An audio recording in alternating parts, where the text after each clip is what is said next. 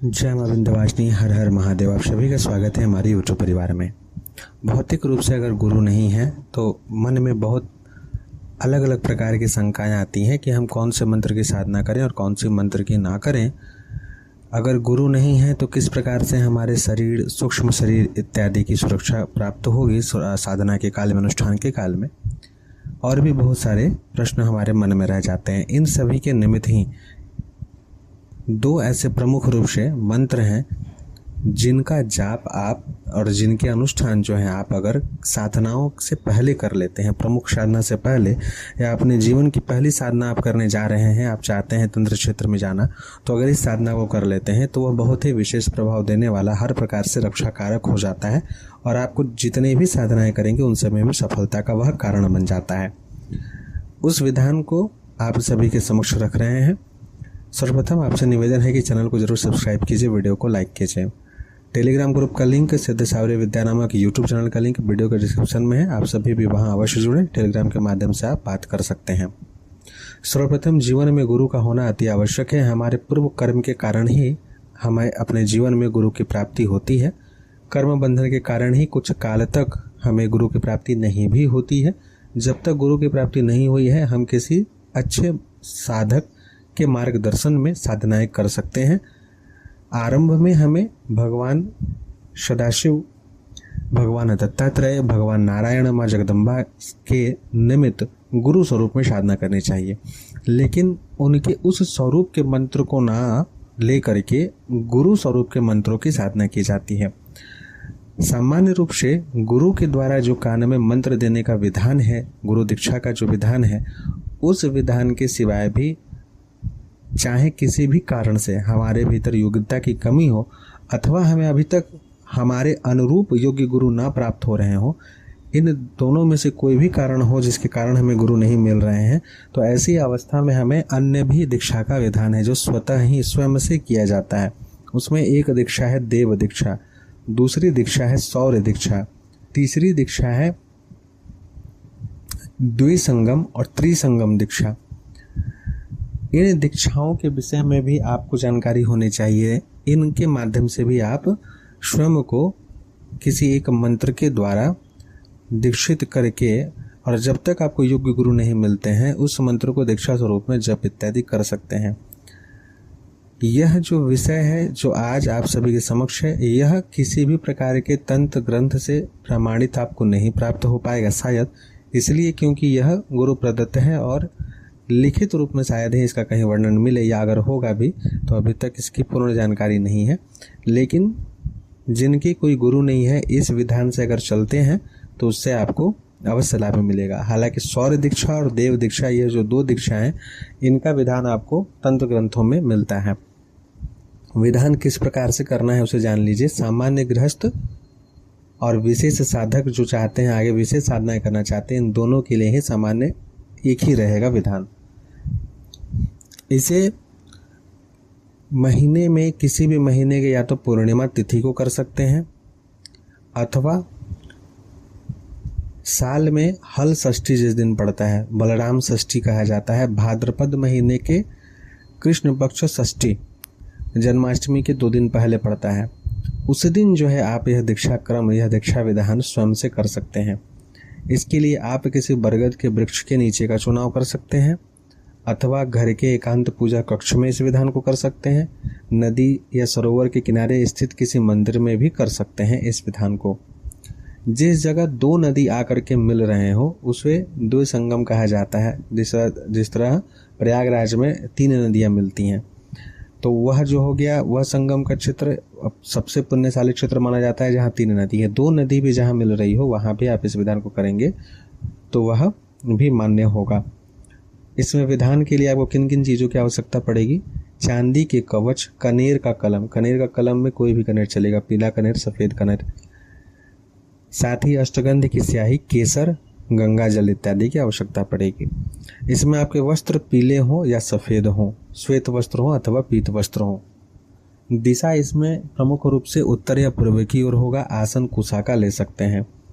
सर्वप्रथम जिस भी जगह में आप बैठ रहे हो, अगर घर से बाहर बैठ रहे हैं तो सरसों घर से लेकर के जाइए और सरसों को हाथ में लेकर के शिव जी का नाम 108 बार लेके उस जगह में छींट देना चाहिए, ताकि वह स्थान जो है भूत प्रेत वायव्य शक्ति इत्यादि से मुक्त हो जाए। यह आपको बोल करके कि मैं शिव जी की आज्ञा से आप सभी को आदेश देता हूँ कि यहाँ उपस्थित सभी सरीसृप भूत प्रेत इत्यादि इस स्थान को छोड़ करके चले जाएं और मेरे पूजन पाठ में किसी भी प्रकार का विघ्न उत्पन्न ना करें। यह बोल करके सरसों वहाँ छींट देना चाहिए। छींटने से पहले 108 बार शिव जी का नाम ले लेना चाहिए। फिर उस स्थान पर बैठ करके सर्वप्रथम आरंभिक जो क्रिया आपको करने आती हो, आचमन इत्यादि, वह कर सकते हैं। नहीं आती हो तो कोई बात नहीं है। आपको गुरु गणपति का स्मरण करके उसके पश्चात किस स्वरूप, भगवान के किस स्वरूप को आप गुरु स्वरूप में धारण करना चाहते हैं, जैसे मान लेते हैं भगवान सदाशिव को या भगवान दक्षिणामूर्ति शिव को आप चाहते हैं कि हम अपने महागुरु के रूप में, सदगुरु के रूप में उनको सदैव के लिए धारण करें और इनकी कृपा से हमें गुरु की प्राप्ति हो, तो उस स्वरूप का आपको ध्यान करना है। जैसे बरगद वृक्ष के नीचे अगर बैठे हैं तो वहाँ पर, और उसके पश्चात भोजपत्र आपके पास होना चाहिए। भोजपत्र के ऊपर आपके स्क्रीन पे 2 मंत्र दिखाई दे रहे होंगे। इन दोनों में से किसी भी एक मंत्र को लिख दीजिए, जो मंत्र आपको उचित लगे। और उस मंत्र में आपको जब ध्यान करना है तो जिस स्वरूप की आप दीक्षा लेना चाहते हैं भगवान के, उसी स्वरूप का ध्यान करना है। जैसे भगवान सदाशिव की कर रहे हैं तो दक्षिणामूर्ति शिव जो है भगवान शिव का गुरु स्वरूप है, आदि गुरु स्वरूप है, तो उनका ध्यान करते हुए आपको यह मंत्र कनेर की कलम से अष्टगंध और गंगा जल गुलाब जल मिला के जो स्याही बनाएंगे उससे इस मंत्र को एक बार लिख देंगे। लिख करके उसके ऊपर पीला कपड़ा लपेट देंगे। पीला कपड़ा लपेट करके चांदी के कवच के पास रख देना है। चांदी का कवच जो है गोमूत्र, गंगा जल इत्यादि से पवित्र कर लेना आवश्यक है। उसके पश्चात आप वहाँ पर बैठ करके यह जो मंत्र लिखे हैं, इसी मंत्र का अगर माला जप करने आता है तो बढ़िया है, नहीं माला जप करने आता है तो कम से कम 1.25 घंटे इस मंत्र का कंटिन्यू जप करना है।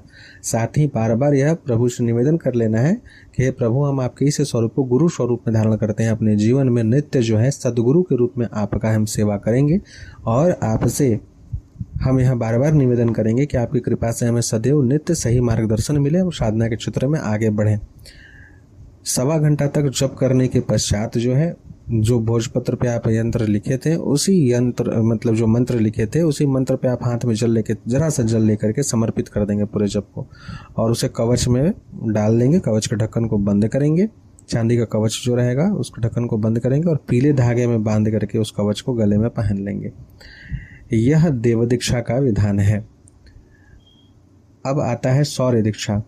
सौर्य दीक्षा के लिए कभी भी आपको संक्रांति के काल में यह करना होता है।